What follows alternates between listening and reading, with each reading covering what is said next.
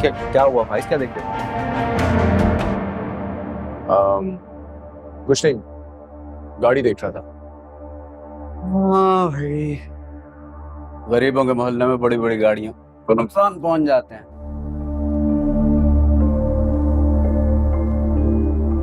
ताने देने से बाज नहीं आते ना।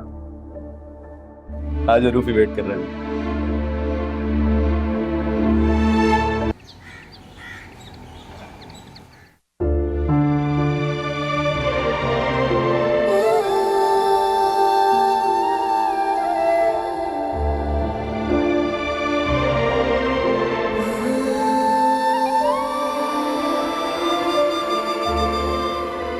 ये क्या कर रही थी तुम हरीम? उम्र भर की पारसाई, नेकनामी और पाकीज़गी को दागदार करने चली थी। बिना सोचे समझे तन्हा अकेले घर में एक अजनबी शख्स पर भरोसा करने का क्या जवाब था तुम्हारे पास? अगर अल्लाह की मदद हासिल ना होती तो रूफी भाई या फाइज को वहां तुम्हारी मौजूदगी का इल्म हो जाता। अगर नासिर के घर वाले आ जाते, कौन तुम्हारी पाकीज़गी और बेगुनाही की गवाही देता? उम्र भर के लिए लोगों की नजरों में गिर जाती तुम्हारी।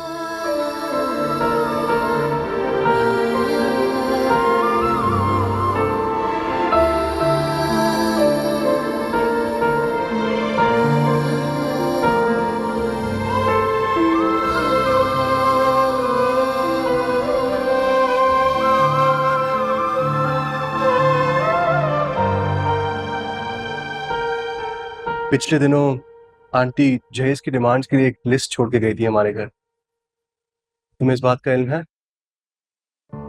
नहीं, मुझे तो कुछ भी नहीं पता इस बारे में। क्या कह रहे हो? ये पढ़ो।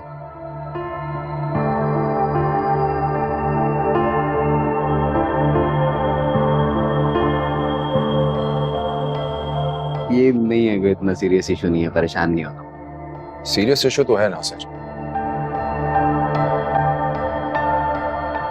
रूफी की इज्जत और हरीम की सारी जिंदगी का मामला है।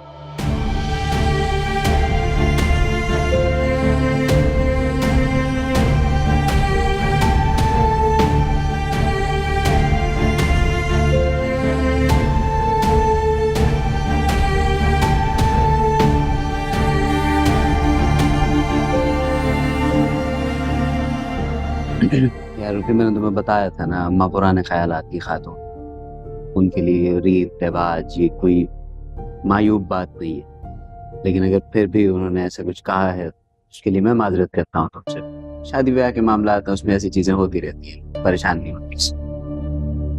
देखो, दुनियादारी से चलना हमें भी आता है, लेकिन इस तरह हरीम को सामान की तरह किसी तराजू में मत तोलो। बनाए तो किसी को तोलने दो। हरीम बहुत अच्छी लड़की है यार, उसकी कदर करो। ऑनेस्टली ब्रो, तुम बहुत लकी हो कि तुम्हारे घर रुखसत होके आ रही है। उसकी कदर कर भाई। और जहां तक एक भाई की हैसियत से हो सकता है, मैं सब कुछ करूंगा, लेकिन फिर तुम्हारे घर वालों को संभालना तुम्हारा काम है। हमसे जो कुछ हुआ हम जरूर करेंगे, लेकिन इस लिस्ट की डिमांड मीट करना हमारे बस की बात नहीं है। नासिर, ये तुम्हारा और हरीम की जिंदगी का मामला है। मैं सिर्फ इतना सजेस्ट कर सकता हूं कि किसी भी तरीके की बदगुमानी और बदनीयती को दूर रखो। और अगर तुम्हारी वालदा इस तरह सोचती हैं तो मुझे लगता है कि तुम्हें रिश्ता लेके नहीं जाना चाहिए था।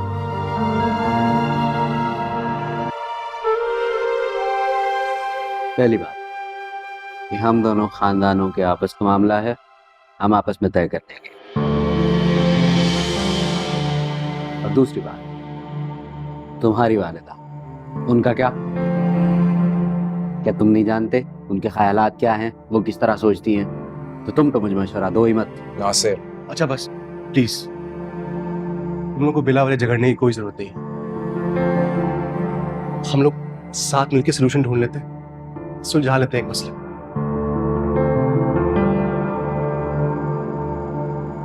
देखो तुम्हें कैसे लगेगा अगर मैं इतनी बड़ी लिस्ट तुम्हारे घर पे भेजता?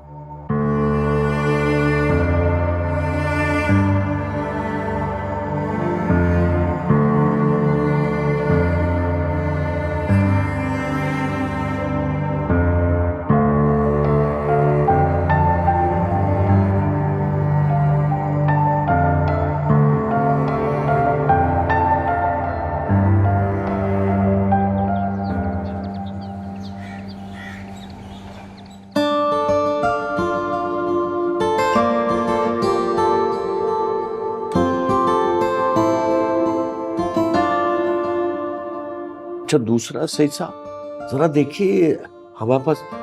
ओह फाइज माय सन, बेटा खैरियत है? आज सूरज कहां से निकल आया? गलत जगह से तो नहीं निकला? तुम सुबह सुबह और यहाँ ऑफिस में? डैडी मुझे आपसे कुछ इम्पोर्टेंट बात करनी है और उसके लिए मुझे कुछ प्राइवेसी दरकार है। हाँ क्यों नहीं सही साहब। जी सर। बैठो बेटा, अब हम दोनों अकेले हैं, आप बताओ। डैडी मुझे कुछ पैसों की अशद जरूरत है।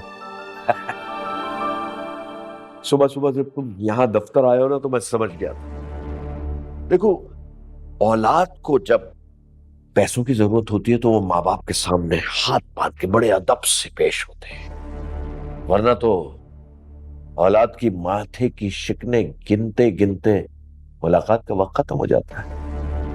नहीं डैडी ऐसी कोई बात नहीं है, मैंने तो वैसे भी आप लोगों की इज्जत और एहतराम में कभी कोई कमी नहीं छोड़ी। बेटा मैंने भी तुम्हारी किसी भी जरूरत को कभी भी नजरअंदाज नहीं किया, दुनिया की सारी आसाइशें तुमको मुहैया की है।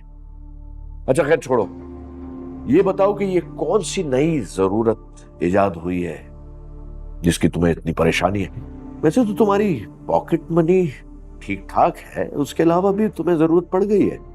डैडी मैं बहुत उम्मीद से आपके पास आया हूं, क्योंकि मुझे पता था कि मम्मी से बात करना इस बारे में फजूल है।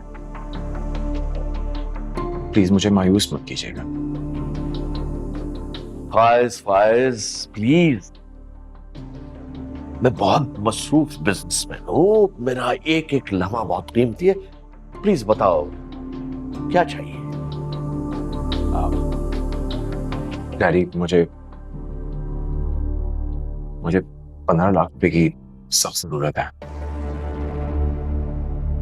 हाँ तो ये 15 लाख की जरूरत है, वो भी बयान करूं? क्या जरूरत है? डैडी एक्चुअली रूफी की मम्मी को डॉक्टर ने अर्जेंटली सर्जरी सजेस्ट की है और डॉक्टर्स ने कहा है कि अगर ये पैसे जितनी जल्दी जमा हो जाएंगे उनके बचने के चांसेस उतने ज्यादा हैं। प्लीज डैडी, हम अपने पैसे को वैसे भी अपनी खुशियों पे पानी की तरह खर्च करते हैं, अगर वो किसी जरूरतमंद के काम आ जाए तो मुझे नहीं लगता कि इसमें कोई हर्ज है। फाइज, मैं यहाँ कोई चैरिटी सेंटर या फलाई इदारा खोल के नहीं बैठा हूं।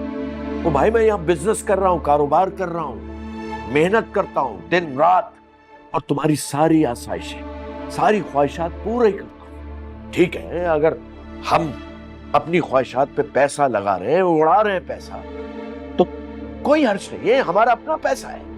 लेकिन इसका ये मतलब नहीं है कि जिसका जी चाहे हमारी दौलत से फायदा उठा ले।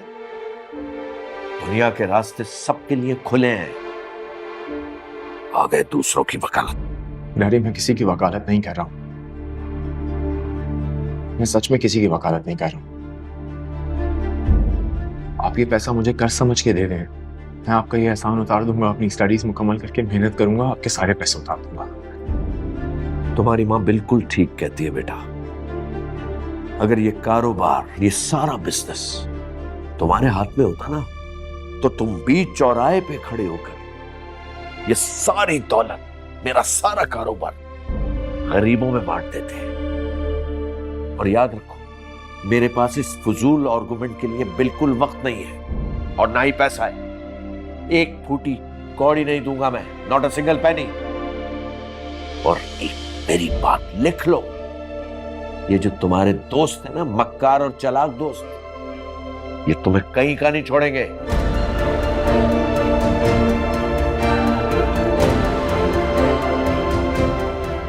सईद साहब को भेजे मेरे पास, फौरन भेजे। इजाजत दीजिए।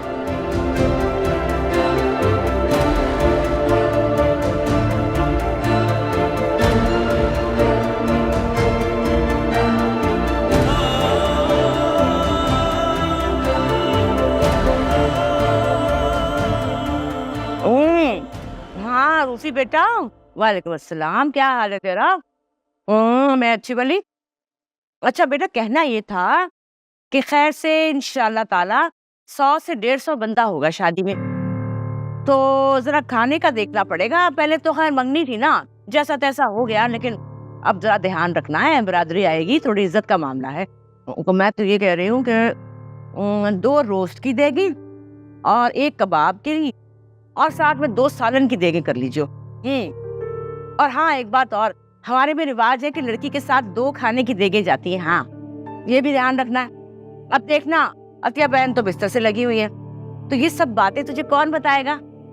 कौन बताएगा? तेरी खाला बताएगी, दुर्दाना, इसलिए परेशान नहीं होना। अच्छा अच्छा, अल्लाह के हवाले, अल्लाह के हवाले। तेरी बात हुई रूफी से? कैसी बात? अरे भाई, शादी और वलीमे के जोड़े का ऑर्डर देना था ना, दे आ जाके। और देख, सस्ती चीज पे हाथ मत रखियो, यही वक्त है, यही वक्त है ससुराल वालों पे धाक बिठाने की। इस सारी जिंदगी इज्जत करवाएगा, और अगर तुफल तसलियों में आ गया तो सारी जिंदगी दुख उठाएगा, देख लेना तू। वैसे भाई, अम्मा की बातों को ना हल्का मत लेना, जो कहती है ना बिल्कुल ठीक कहती है। अच्छा, वो जहेज की लिस्ट की बात हुई? नहीं, वो बात तो नहीं हुई थी मेरी, लेकिन अब जहेज देंगे तो सही अपनी बेटी को। अब लेकिन आपकी लिस्ट के हूबहू तो नहीं होगा। अब वो क्या मतलब? लिस्ट के मुताबिक मैंने तो वही सोच समझ के चीज मांगी ना, इसकी जरूरत होती है। मैं ऐसे मुफ्त में अपना लड़का दे दूं? है पला पलाया मेरा लायक पायक बच्चा मुफ्त में दे दूं? है बुद्धू राम, तुझे तो अकल ही नहीं है। ससुराल वालों का इश्क चढ़ गया, अब इसे उनके चक्करों में ना आना, समझा रही हूँ मैं।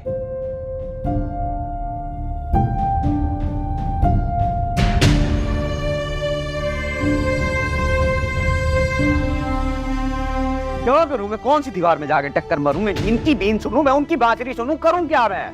वैसे भाई, अम्मा ना बिल्कुल ठीक कहती है। आपस की बात है कि तुमने हुस्ना से कौन से वादे वईद किए हैं? पता है, सलीमा खाला और हुस्ना बहुत नाराज है तुमसे। कोई वादे वईद नहीं किए थे मैंने उससे, दिमाग खराब है उसका। मगर किस्मत चमक उठी है उसकी, साहिबे जायदाद हो गई है। अब्बा ने फ्लैट और 2 दुकानें नाम कर दी हैं, और सुना है कुछ ही माह में ज़रई जमीन भी नाम करने वाले हैं।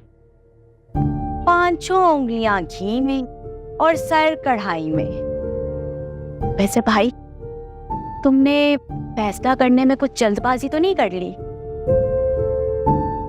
हरीम के बराबर फिर भी नहीं है। ये हुस्ना चाहे जितनी साहिबे जायदाद हो जाए ना, हरीम भी अच्छा भला कमाती है, सारी उम्र सहारा बनेगी मेरा। अम्मा ने जो लिस्ट लिख के दी थी ना, वो भी याद रखना, हरीम के चक्करों में ही ना लगे रहना।